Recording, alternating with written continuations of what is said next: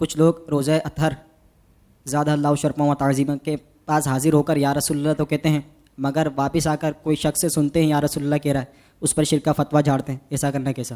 بالکل یہ سوال ایسا کیا جاتا ہے. اصل بات یہ ہے، دیکھیے بعض لوگ نا اسی طرح ایک بات کرتے ہیں، میں مسئلہ سمجھانے کے لیے آپ کو کہہ رہا ہوں.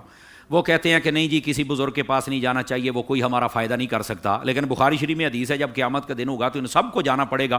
آدم علیہ السلام سے لے کر عیسیٰ علیہ السلام تک جائیں گے، کہیں نہ بنے گی. جب بنے گی تو حضور کے در پہ بنے گی. تو کہتے ہیں وہ تو قیامت کی بات ہے، یہاں دنیا میں منع ہے. تو میں نے کہا جو کام دنیا میں منع ہے تو وہاں رب تبارک و تعالیٰ کا سارے جلوے وہاں موجود ہوں گے، تو وہاں پر کیسے جائز ہو جائے گا؟ مجھے بتائیں نا. جو یہاں شرک ہے وہ وہاں بھی شرک ہے.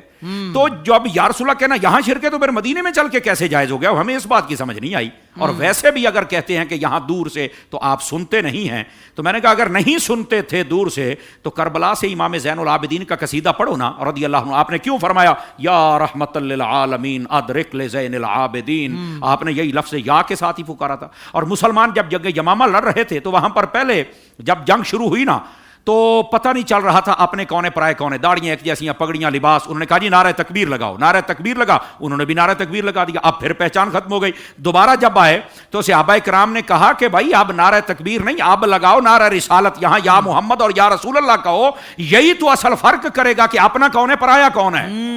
اور انہوں نے تو نہیں کہا کہ یہ بالکل ناجائز ہو گیا ہے. اور ویسے چند دن پہلے ہم نے فتح مکہ پر بات کی تو اس کے اندر ہم نے قبیلہ بنو خزاعہ نے مکے کے اندر سے پکارا نبی پاک علیہ السلام کو، ندا دی یا محمدہ کہہ کر. تو آقا کریم علیہ السلام مدینہ شریف میں تہجد کی نماز کے لیے اٹھے ہوئے تھے. سیدہ ام المومنین حضرت سیدہ میمونہ رضی اللہ تعالی عنہا آپ اس کو ارشاد فرماتی ہیں کہ آقا کریم صلی اللہ علیہ وسلم نے وضو کرتے ہوئے یکدم فرمایا تیری مدد کر دی گئی، تیری مدد کر دی گئی. تو میں نے پوچھا یا رسول اللہ صلی اللہ علیہ وسلم یہاں تو کوئی نظر بھی نہیں آ رہا اور آپ کس کو کہہ رہے ہیں؟ فرمایا وہ خزاعہ والوں بندوں نے مجھے پکارا ہے اور میں نے انہیں کہہ دیا میں تمہاری مدد کر رہا ہوں. تو یہاں پر تو سننا بھی ثابت ہے اور جواب دینا بھی ثابت ہے. سبحان اللہ. سوشل میڈیا پر اسلام کی صحیح تعلیمات جاننے کے لیے ابھی حافظ سائر قادری کا نیا YouTube channel Islamic digital studio subscribe کر لیں، اور ہاں نوٹیفیکیشن بیل آئیکن کو بھی پریس کر لیں تاکہ ہماری نئی ویڈیوز آپ تک بر وقت پہنچ سکیں.